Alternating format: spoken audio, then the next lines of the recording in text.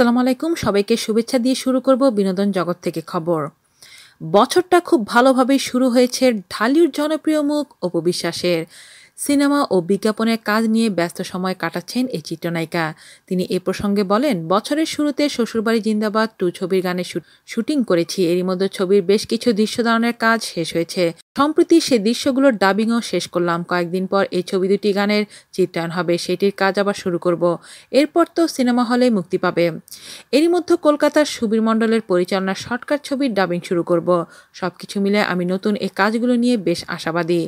দেবাশীষ বিশ্বাস পরিচালিত শ্বশুরবাড়ি জিন্দাবাদ 2 ছবিতে অপু বিশ্বাসের বিপরীতে বাপ্পি চৌধুরী অভিনয় করেছেন। এদিকে সুন্দরী নারিকেল তেলের বিজ্ঞাপন চিত্রে মডেল হিসেবে অংশ নিয়েছেন নায়িকা অপু বিশ্বাস। এটি নির্মাণ করছেন আকাশ আমিন। এছাড়াও বেশ কিছু স্টেজ শোতে পারফর্ম করতেও দেখা গেছে অপু বিশ্বাসকে। সব মিলিয়ে ব্যস্ত সময় পার করছেন অপু বিশ্বাস। আজ এই পর্যন্তই। ভালো থাকবেন সবাই। আল্লাহ হাফেজ।